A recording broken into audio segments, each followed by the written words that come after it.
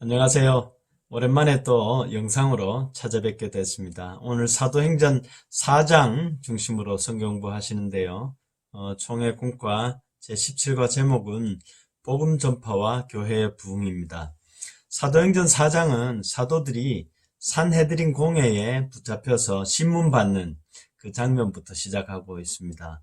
교회에 이제 핍박이 시작되는 건데요. 이 사건의 발단에 대해서는 3장 부분을 잠깐 제가 설명을 해드려야 됩니다. 성전 미문, 미문은 아마 황금문일 것 같은데요. 아름다운 문 해서 원래 이름이 아니고 그 문이 너무 아름다워서 그렇게 지칭하던 문이 있습니다. 그 문 앞에 구걸하던 안전뱅이가 있었어요. 뒤에 보면 한 40세 됐다고 하는데 병이 깊었겠죠. 근데 베드로와 요한이 성전에 기도하러 가다가 그 안전뱅이를 보고 이렇게 말한 거죠. 그게 3장 6절인데요. 은과 금은 내게 없거니와 내게 있는 이것을 내게 주노니 나사렛 예수 그리스도 이름으로 일어나 걸어라.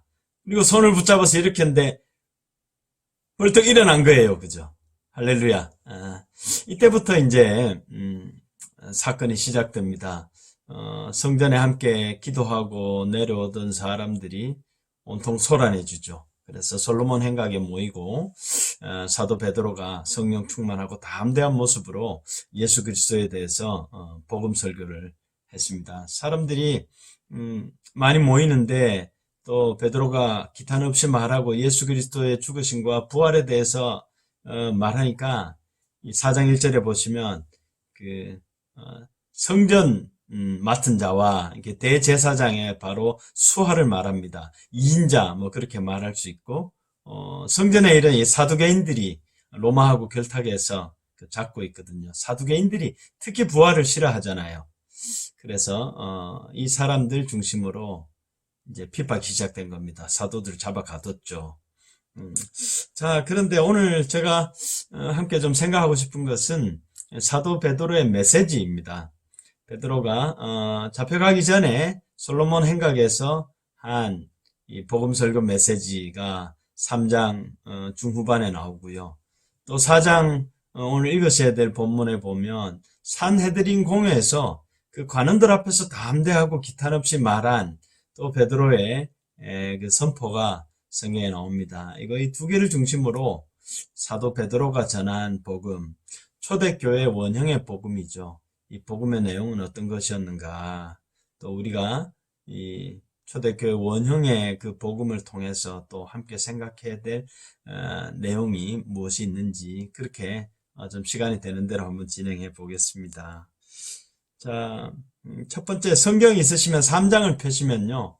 12절에서 한 26절까지 읽으면 좀 시간이 걸리니까 제가 간단히 요약해 드리면서 설명해 드릴게요.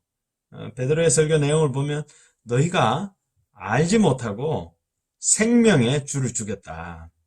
예수님은 생명의 주로 표현하고 있고요. 그렇지만 하나님께서 그를 다시 살리셨고 우리가 그 일의 증인이라고 하고 있습니다. 자, 초대교회 복음은 생명의 주님이신 예수님을 유대인들이 죽였고 그 죽으신 예수님을 하나님 다시 살리셨고 우리가 이 십자가와 부활의 증인이다. 이제 이게 핵심인 거죠. 자, 이제 베드로가 너희가 왜 다 놀라서 나를 주목하느냐. 이 사람이 병인이 나은 일로 말하자면 이 사람이 예수의 이름을 믿었고 그 예수의 이름의 능력 때문에 낫게 된 것이다. 그 예수를 하나님께서 우리에게 생명의 주로 보내셨지만 너희가 알지 못한 가운데 그를 십자가에 못 박으라고 내주고 죽였지 않느냐. 그렇지만 하나님께서 이 모든 일의 결국을 아시고 미리 계획하고 예언하신 그 구원의 일을 이루신 결과로 예수가 다시 살아났다. 이렇게 이야기하는 거죠. 너희는 알지 못하고 이 예수를 죽였지만 하나님이 모든 일들을 작정하고 예정한 그대로 나사렛 예수를 다시 살리셨다. 담대히 전파한 거예요. 그래서 이 예수를 믿는 그 믿음으로 이 병인이 살았고 너희도 이제 회개하고 예수 믿으면 새롭게 되는 날이 이룰 것이다. 그리고 그가 다시 오신다라는 이 재림의 내용이 베드로의 메시지에 들어가고 있습니다. 3장 뒷부분 보시면 베드로가 덧붙이기를 이 예수 그리스도의 십자가의 죽음과 부활의 능력으로 다시 살아난 것은 구약 성경의 모든 모세로부터 사무엘까지 그 이후의 모든 예언자들이 예언한 그것을 그대로 성취한 것인데 하나님께서 영원전부터 이 예수를 하나님 당신의 종으로 세워주신 것은 이제 너희가 각각 악한 마음을 버리도록 하시기 위함이다. 이렇게 베드로의 설교가 요약이 돼요. 제가 3장 26절만 마지막 구절인데요. 읽어드리겠습니다. 하나님께서 그 종을 세워 복 주시려고 너희에게 먼저 보내사 너희로 하여금 돌이켜 각각 그 악함을 버리게 하셨느니라.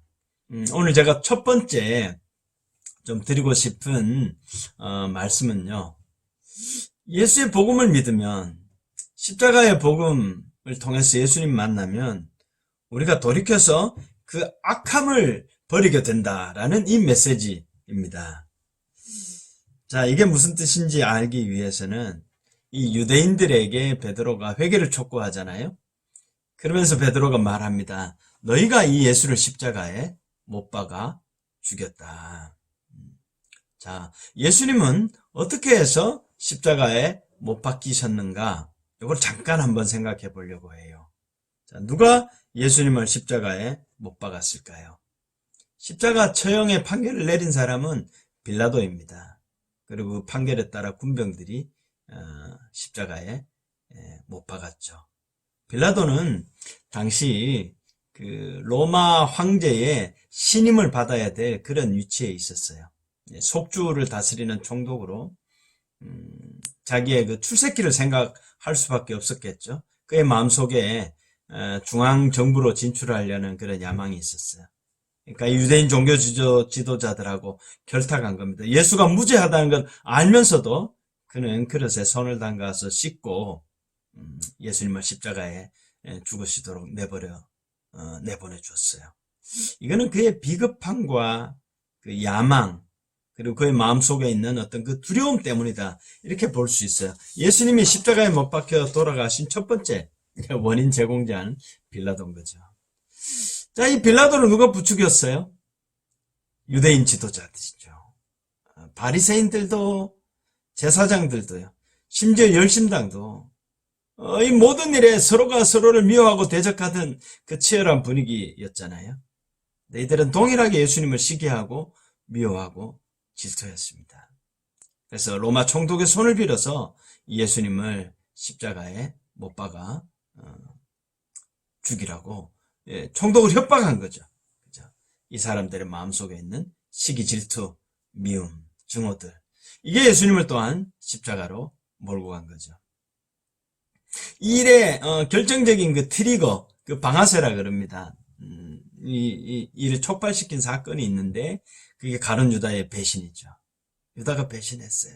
3년을 예수님을 따르는 제자였지만 그의 마음속에 진정으로 예수님을 흠모하고 사랑하고 그의 가는 길을 이해하지 못하고 그의 기다리는 그런 어떤 그들이 생각하는 메시아가 아니라고 생각하고는 자기 마음속에 있던 그 탐욕 가운데 은 30냥에 예수님을 팔아버린 그 가룟 유다의 배신, 탐욕, 그것 때문에 예수님이 또한 십자가에 못 박혀 죽으셨죠.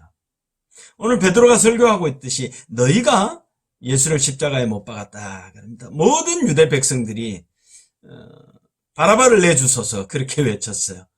강도를 풀어달라고 하면서 그 명절에 죄인을 풀어주는 그 관례 가운데 예수는 그냥 십자가에 못 박으라고. 그 일을 너희들이 몰라서 그랬다. 예수님도 가상칠언에서 기도하시죠. 아버지여 저들의 죄를 사하여 주옵소서 그들의 하는 일을 알지 못함이니이다. 결국 이 유대인들의 죄는 무지였어요. 근데 몰랐다고 죄가 성립되지 않는 건 아니죠. 그죠? 자, 한 가지 마음의 묵상. 존 스토트라는 아주 존경받는 복음주의 신학자요 목사님이 계셨어요. 영국 목사님이신데 그분이 자기 책에서 던졌던 질문입니다. 2000년 전에요. 골고다 언덕 거기 주님의 십자가 처형장에 내가 함께 있었더라면 나는 어떤 사람이었을까요? 그러면서 그 존 스토트 목사님이 우리가 잘 알고 있는 찬송가 한 편을 가사를 떠올려요. 거기 너 있었는가 그때에 주님 그 십자가에 달릴 때 때로 그 일로 나는 떨려 거기 너 있었는가 그때에 2000년 전에 나 태어나지도 않았는데요. 만약에 태어났다면요. 거기서 우린 뭘 했을까요? 빌라도였을까요? 종교 지도자 중에 한 사람이었을까요? 무지한 로마 군병들이나 소리치는 유대인 중에 한 사람이었을까요? 혹시 가룟 유다였을까요? 우리 마음속에 빌라도의 비겁함과 야망과 두려움이 있습니다. 우리 마음속에 제사장과 종교 지도자들의 시기와 질투심, 증오와 미움이 있어요. 우리 마음속에요. 그 무지한 마음과 가룟 유다의 탐욕, 배신의 마음 항상 우리 안에도 있는 것입니다. 그래서 그 찬송가를 작사한 그 사람 마음에 영감이 있었던 것 같아요. 예수님은 그들의 죄 때문만이 아니라 저와 여러분들의 죄 때문에 십자가에 못 박혀 달려 죽으신 거죠. 그래서 내가 거기 그때 그 현장에 있었다라면 떨고 떨리는 마음으로 날 위하여 대속의 제물 되어주시는 예수 그리스도를 눈물 속에 경배하고 바라볼 수밖에 없지 않았겠는가. 지금 내가 2000년 그 시공을 벗어난 이 현장 가운데 있지만 그 일 십자가의 대속의 죽음과 그 사랑, 그 다시 살아나신 일의 그 영광을 생각하면 내가 그분 앞에 떨며 내 죄를 자복하고 그 사랑 앞에 감사하며 그 영광을 찬미할 수밖에 없노라. 이게 그 찬송가 작사자의 영감 있는 고백이 아닐까요? 그래서 십자가를 바라보면 우리 속에 있는 악함을 깨닫게 되는 것 같아요. 자, 그럼에도 불구하고요. 이 존 스토트 박사는 우리에게 한 가지 일을 그의 책에서 제가 지금 잠깐 소개해드리는 책은 아주 오래전에 유명했던 책입니다. 그리스도의 십자가. 조금 어렵기는 해요. 제가 오늘 사도행전 갑작스럽게 촬영하게 되면서 이 부분 다시 읽고 묵상하니까 그 읽었던 내용들이 생각이 났어요. 자, 한 가지 더 진전시키는 그런 우리의 묵상은 그럼에도 불구하고 예수님께서 십자가에 죽으신 것은 우리의 모든 죄 때문이기도 하지만 예수님 스스로가 자원하셨던 일인 거죠. 예수님은 복음서에 보면 최소한 3번 이상 자신의 예루살렘에 올라가서 핍박을 받고 십자가에 못 박혀 죽으실 그 순환에 대해서 3번 예고하셨습니다. 베드로가 만류하니까 사단아 내 뒤로 물러가라 그렇게 책망도 하셨어요. 그리고 요한복음에 보면 선한 목자는 양들을 위하여서 그 목숨을 버린다고 말씀하셨습니다. 예수님은 처음부터 이 일을 십자가의 대속의 죽음을 위해서 이 일을 위해서 이 땅에 오신 거죠. 그 요단강에서 세례를 받으실 때 하늘이 열리고 비둘기같이 그의 성령이 임하고 하나님의 음성이 들려요. 이는 내 기뻐하는 아들이여 사랑하는 자라. 하나님께서 그 아들이 영원한 계획에 따라서 자기 백성을 위한 그 대속의 길을 이제 시작하시는 것을 성부와 성자와 성령이 함께 하셔서 기뻐하고 또 축복하신 그 사건으로 생각이 됩니다. 자, 그렇다면 우리 예수님 미리 다 알고 계신 거죠, 그죠? 응급결에 나도 모르게 붙잡혀가서 억울하게 달려 돌아가신 거 아니라는 거죠. 예수님 가룟 유다가 배신할 것도 처음부터 미리 아셨어요. 그래도 끝까지 자기 사람을 사랑하실 때 끝까지 사랑하셨다. 가룟 유다가 회개했더라면 어떻게든 대속의 십자가의 그 사역은 예수님이 이루셨겠지만 가룟 유다는 자기 개인의 운명이 바뀌었을 수 있었겠죠. 미리 아신 거예요. 그리고 이 모든 일을 하나님의 뜻대로 성취하실 수 있도록 예루살렘에 올라가신 것입니다. 우리 그리고 자기 백성의 죄를 대속하시기 위함이었습니다. 이걸 깨달은 사도 바울이 갈라디아서 2장 20절에 이렇게 고백합니다. 내가 그리스도와 함께 십자가에 못 박혔나니 그런즉 이제는 내가 사는 것이 아니요 오직 내 안에 그리스도께서 사신 것이라. 이제 내가 육체 가운데 사는 것은 나를 사랑하사 나를 위하여 자기 자신을 버리신 하나님의 아들을 믿는 믿음 안에서 사는 것이라. 누가 예수님을 십자가에 못 박히도록 넘겨주었다고요? 빌라도, 유대 종교 지도자들, 유대인들, 그들도 물론 자기들의 죄에 책임을 져야 되겠죠. 그러나 이 모든 것들을 위해 예수님께서 스스로 자원하셔서 그 길을 걸어가셨다고 복음서는 증언하고 있습니다. 나아가서요, 한 가지만 더 생각해요. 성부 하나님께서는 이 모든 일들 가운데 무엇을 하고 계셨을까요? 자기 사랑하는 독생자가 십자가에 못 박혀 죽으실 때 그 일을 묵묵히 지켜만 보신 것이 아닙니다. 성경이 말하는 우리 하나님 아버지는 이 모든 일들을 태초부터 계획하고 작정하셨다고 말씀하고 있습니다. 왜? 자기 백성을 사랑하는 그 사랑 때문에 자신의 독생자까지도 아낌없이 넘겨주실 그 계획을 영원한 때 전부터 이 세상을 지으시고 자기 형상을 따라 지음받은 백성들이 타락할 것을 미리 아신 그때로부터 이 모든 일들을 계획하신 거죠. 사도 바울이 로마서 8장 31절에서 이렇게 말씀하고 있습니다. 자기 아들을 아끼지 아니하시고 우리 모든 사람을 위하여 내주시니가 어찌 그 아들과 함께 모든 것을 우리에게 은사로 주지 아니하시겠느냐. 자기 아들을 아끼지 아니하시고 우리 모든 사람을 위해서 내주시니가 바로 우리 하나님 아버지이십니다. 하나님이 세상을 이처럼 사랑하사 독생자를 주셨으니 이는 저를 믿는 자마다 멸망하지 않고 영생을 얻게 하려 하심이라. 이게 성경 중에 성경, 요한복음 3장 16절, 성경의 요절 아니겠습니까? 사랑하는 우리 성도 여러분, 우리가 믿고 있는 복음이 어떤 복음입니까? 십자가와 부활의 복음이죠. 하나님의 아들의 사랑의 복음입니다. 대속의 사랑으로 우리를 고쳐주시고 새롭게 하시고 영원토록 복을 주시려는 하나님 아버지의 사랑이고 예수님의 값없이 주시는 은혜의 복음이 바로 저와 여러분들이 믿고 받은 복음인 줄 믿습니다.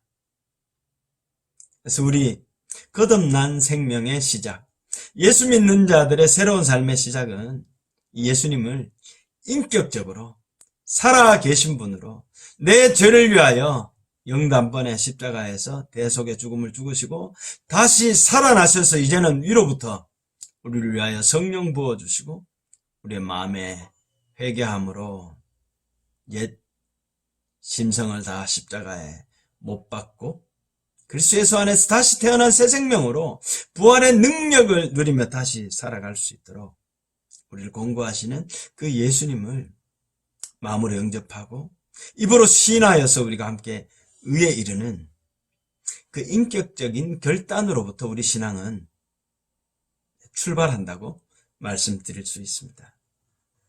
자, 복음이 어떻게 시작되느냐? 이 사도행전에는 복음이 어떻게 시작되었는지를 말하지만 우리가 이 복음의 말씀을 듣고 마음으로 찔림을 받아 회개하고 믿은 사람에게 비로소 그 사람에게 대한 개인의 복음이 시작된다고 말씀드릴 수 있죠. 이 복음은 말씀드렸듯이 우리의 마음에 듣고 깨닫고 찔림을 받아서 회개하는 데서부터 시작된다라는 그 말씀을 드리고 싶었습니다. 자, 베드로가 이렇게 그 사람들에게 너희가 회개하고 예수 이름으로 세례를 받으면 육회케 되는 날이 곧 이를 거다. 그 이야기를 전한 거죠. 이게 3장에 나오는 솔로몬 행각에서의 베드로의 설교의 요약이고 핵심이었습니다. 자, 오늘 본문 4장에는요. 이러한 베드로의 복음 선포의 결과 4장 3절을 제가 읽어드리겠습니다. 말씀을 들은 사람 중에 믿는 자가 많았으니 남자의 수가 약 5천이나 되었더라. 그 2장에요. 오순절 하루에 각처에서 온 사람들이 다 자기 출신지의 방언으로 말하는 것이 막 들리는 거예요. 그죠? 창세기 11장의 바벨탑 사건과 함께 대응하는 그런 사건이라고 볼 수 있습니다. 인간들이 모일 때마다 죄를 짓고 하니까 하나님께서 그 언어를 혼잡케 해서 각국을 흩으셨잖아요. 이제 때가 되어서 예수 그리스도의 그 대속의 죽음으로 이 구원의 일이 완성되고 이루어지므로 부활하사 그를 높이시고 아들의 이름으로 성령을 부어주시니까 이제 그 흩어졌던 모든 이들이 한 곳에서 자기 나라의 방언으로 이 하나님의 큰 일을 다 듣게 된 거예요. 그러니까 오순절 이게 성령 부어주신 사건은 그냥 단순히 우리 입에 방언이 있다 없다 이 차원이 아닙니다. 온 세상으로 이 치유와 회복과 회개의 복음이 천하 만민에게 다시 전해져서 그리스도 예수 안에서 만유와 만물이 온 백성이 하나로 통일될 것을 내다보시는 하나님의 지극히 큰 선교의 그 열정이 나타난 사건이다. 이렇게 이제 제가 2장을 강론을 못했는데 나중에 보충해 드릴게요. 2장을 이렇게 요약하고요. 자, 그때 오순절날 하루에 3,000명 신자가 생긴 겁니다. 자, 오늘 보면 이날 이후에 말씀을 들은 사람 중에 믿는 자가 남자만 5,000명. 그럼 여자와 아이들 합하면 2만 명이 되는 거죠. 그죠? 당시의 기록을 보면 예루살렘의 인구를 작게는 25,000명, 많게는 한 85,000명까지도 봅니다. 평균에서 우리가 대략 5만 명 이렇게 생각하면 되죠. 그러니까 명절엔 더 많이 왔을 거고요. 그죠? 자, 이 5만 명 중에 남자면 5,000명 10분의 1입니다. 대단한 숫자가 초대교회가 이렇게 급속한 부흥을 이루면서 시작한 거죠. 요세푸스라는 유대인 신학자, 원래는 군인이었는데요. 자기 혼자 살아남았어요. 이 사람이 쓴 글에 보면 당시 예루살렘 인구 5만 명 중에 바리새인만 6,000명이었습니다. 그러면 초대교회가 지금 5,000명이 넘잖아요. 그 정도 영향력을 끼칠 수 있는 그런 초대교인의 규모였다. 자, 이런 일들이 벌어지는 중에 사두개인들이 또 성전 맡은 자, 이 대제사장 다음 2인자예요. 이 사람들이 특히 그 부활을 싫어하고요. 또 나사렛 예수를 처형하고 그 소란스러운 상황 가운데 이 사도들이 일어나서 복음 전하고 사람들이 십자가의 복음 따르는 걸 극히 싫어해서 이 제자들을 잡아 가둡니다. 그리고 그 다음날 산헤드린, 그 로마의 속주에 있는, 특히 유대의 속주에 있는 그 재판기관이죠. 그죠? 거기서 의원들 앞에서 신문을 하는 거예요. 거기에서 또 담대하게 베드로가 얼마나 성령 충만하고 변화된지 몰라요. 이 비겁한 베드로였어요. 예수님을 부인하고 닭울음 소리에 깜짝 놀라서 회개하고 밖으로 뛰쳐나간 다음에 부활하신 예수님께서 갈릴리 그 호숫가에서 다시 그를 만나주시고 베드로를 회복시켜 주신 이후에 이 베드로가 얼마나 놀랍게 변했는지 사도행전 1장에서부터 오순절 성령 임하기 전부터 그 지도력이 회복되고 있는 게 나오고요. 성령 부어주신 이후로 뭐 얼마나 담대하게 기탄 없이 말하고, 그죠? 이 관원들이 깜짝깜짝 놀라죠. 학식 없는 갈릴리 어부인 줄만 알았더니 구약 성경이 줄줄줄줄 내려오는 겁니다. 이게 성령 충만한 능력이기도 하고요. 열흘간 전심으로 기도했는데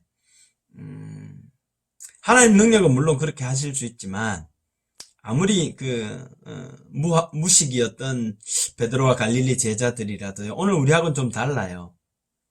구약 성경을 뭐 어려서부터 다 알고 있는 사람들이거든요. 그러니까 저는 베드로가 그날 요한의 아들 시몬아 네가 나를 사랑하느냐, 그 사건 이후로 예수님 승천하실 때까지 약 한 40일 가까이 죽어라고 구약 성경 읽고 공부했지 않았을까? 예수님하고 계속 소그룹에서 구약 성경이 어떻게 예수의 십자가 대속의 죽음과 부활로 성취되었는지를 특별 수업 받았을 수도 있다, 이런 생각이 들어요. 오늘 우리가 이 신약의 복음을 이해하려면 이 성경 공부, 특히 구약 성경 공부 어려우셔도요, 많이 공부해야 된다. 제가 이 말씀 잠깐 드리고 싶었습니다. 이거 사족이었습니다. 자, 베드로가 산헤드린 공회 앞에 어떻게 선포하느냐? 4장 10절을 읽어드리겠습니다. 너희가 십자가에 못 박고 하나님이 죽은 자 가운데서 다시 살리신 나사렛 예수 그리스도의 이름으로 이 사람이 건강하게 되어 너희 앞에 섰느니라. 11절 이 예수는 너희 건축자의 버린 돌로서 집 모퉁이에 머릿돌이 되었느니라. 너희는 무죄한 가운데 그를 못 박아 죽였지만 하나님은 시편 118편, 우리에게는 익숙하지 않아도 유대인들에게는 익숙한 시편이죠. 그 예언의 말씀이 성취되었다는 것을 이야기합니다. 그리고 우리가 잘 아는 4장 12절 말씀이 여기에서 나오네요. 다른 이로서는 구원을 받을 수 없나니 천하 사람 중에 구원을 받을 만한 다른 이름을 우리에게 주신 일이 없음이라 하였더라. 이 이름의 권세로 날 때부터 안전병이었던 이 사람이 일어나지 않았느냐. 그러니까 눈으로 본바고 목도 안 받아. 그 나사렛 예수를, 그 생명의 주를 너희가 알지 못한 가운데 못 박아 죽였지만 이제 회개하고 그를 믿으면 그 이름의 능력이 너희 죄를 사하고 너에게 유쾌케 되는 날이 이를 거라. 그리고 그 부활하신 주님이 이 세상 다시 오실 때까지 우리가 이 소망 가운데 함께 믿음을 가지고 새로운 생명을 얻어서 살아가게 되었느니라. 이 복음을 전가하는 거예요. 그 예수를 믿어야 된다고 이 관원들 앞에 신문 받으면서 담대히 선포하고 있습니다. 이 사도행전이 계속 그런 모습이거든요. 이 앞부분에는 베드로의 이런 성령 충만한 모습, 뒷부분에는 사도 바울의 땅끝까지 이 복음을 이렇게 확장해 나가고, 베드로의 사역하고 바울의 사역하고 거의 패턴이 같이 기록되어져 있습니다. 자, 오늘 4장 이제 중반부와 후반부에는 이 공회에서 할 말이 없는 거예요. 잡아 가두고 때려 죽이고 싶은데 이 사람들이 5,000명씩 이렇게 우르르 나와서 함께 믿고 온 성이 떠들썩하니까 사람들이 두려워서 어쩔 수 없이 매질하고 내어보내게 됩니다. 그 째찍질 맞는 형벌도 대단하거든요. 그런데 사도들이 예수 이름을 위하여 이 능력 받는 것을 당연한 것으로 여기고 기쁨으로 그들의 처소로 돌아와서 전심으로 기도하는 모습이 이제 사도행전 4장 본문에 나오고 있습니다. 이 뒷부분은 초대교회의 담대한 모습을 두 가지로 우리에게 다시 정리해 주고 있는데요. 사도행전 2장 오순절 성령 강림 사건 이후에 조금 더 발전된 모습이기도 하고 동일한 모습이라고 보아도 됩니다. 자, 이 사도들의 기도가 잠깐 요약이 되어 있습니다. 제가 읽어드리면 주여 이제도 그들의 위협함을 굽어 보시옵고 또 종들로 하여금 담대히 하나님의 말씀을 전하게 하여 주시오며 오직 이들의 기도는 저 위협 가운데 우리가 두려워하지 않고 하나님의 말씀을 담대히 전하여서 생명의 주를 증거하게 해 주십시오. 이 소원이 있는 거죠. 손을 내밀어 병을 낫게 하시옵고 예수 이름으로 병이 낫고 기적이 나타나니까 이 완악했던 자들의 마음이 열려지고 있습니다. 주여 도와주옵소서. 표적과 기사가 거룩한 종 예수의 이름으로 이루어지게 하옵소서. 자기들이 전혀 우쭐하지 않아요. 이 모든 일은 우리의 생명의 주님 되시고 우리 죄를 위하여 십자가에 못 박혀 죽으셨다가 하나님 그를 높여주셔서 생명의 주가 되신 부활하신 주님 부어주시는 성령의 능력으로 주 예수 이름으로 이 기적이 일어나고 있음을 믿습니다. 계속해서 이 일이 일어나게 도와주옵소서. 그렇게 기도하니까요. 빌기를 다하며 모인 곳이 진동하더니 무리가 다 성령이 충만하여 담대히 하나님의 말씀을 전하니라. 빌기를 다하며 모인 곳이 진동을 했어요. 오순절 성령이 불이 임할 때하고 유사한 사건이죠. 그 구약의 전통으로는 하나님 임재하실 때 회오리 바람이 불든지 땅이 진동을 해요. 빽빽한 그 하나님 임재의 영광이 있든지요. 이게 하나님 임재, 좀 어려운 말로는 하나님 신현의 사건이거든요. 이 두려워하지 않고 담대히 복음 전하기를 소원하며 전심으로 합심하여 기도하는 이곳에 주의 성령이 다시 그들과 함께 하셨다. 그 놀라운 증언입니다. 자, 이 초대교회의 이런 모습들이 사도행전 4장에 이렇게 기도의 능력으로 나타나고 있고요. 또 한 가지가, 이제 이걸 말씀드리고 오늘 마쳐야 되겠네요. 사랑의 능력이 또한 함께 있었더라. 결국 초대교회는 오순절 그 성령 강림으로 은혜와 성령이 충만한 다음에 기도의 능력으로 담대해져서 자기들의 생명의 위협을 두려워하지 않고 복음 전했고요. 내적으로는 그렇게 해서 회개하고 함께 모여든 사람들이 서로 떡을 떼고 서로 사랑하며 가진 것을 아끼지 않고 나누었던 그 사랑으로 충만하게 되어서 하나된 주의 몸된 교회를 이루었더라. 이걸 지금 사도행전 4장 이야기하고 있는 거거든요. 사랑의 능력. 4장 42절 읽어드리겠습니다. 믿는 무리가 한 마음과 한 뜻이 되어 모든 물건을 서로 통용하고 자기 재물을 조금이라도 자기 것이라 하는 이가 하나도 없더라. 참 놀라운 이야기입니다. 이렇게 해서 시작된 이 복음, 그 생명의 주를 믿는 능력, 회개하는 그 심령들에게 부어주신 주의 위로와 새로운 삶의 그런 기회들, 이것이 오늘 우리에게 2000년 이 땅을 한 바퀴 돌아서 우리에게 주어진 것이죠. 말씀을 마치겠습니다. 코로나가 잠시 다시 기승을 부릴 조짐을 보이고 있습니다. 우리를 위협하고 있습니다. 또 우리 가운데 피해를 본 분이 나타났다고 합니다. 두려워하지 마십시오. 용기를 가지십시오. 우리를 그리스도 예수의 그 놀라운 사랑에서 끊어낼 것은 아무것도 없는 줄 믿습니다. 부활의 주님을 바라보고 믿음과 사랑으로 충만하여 모든 일에 기도와 사랑의 능력으로 승리하시는 한 주간 되시기를 예수님 이름으로 축원합니다.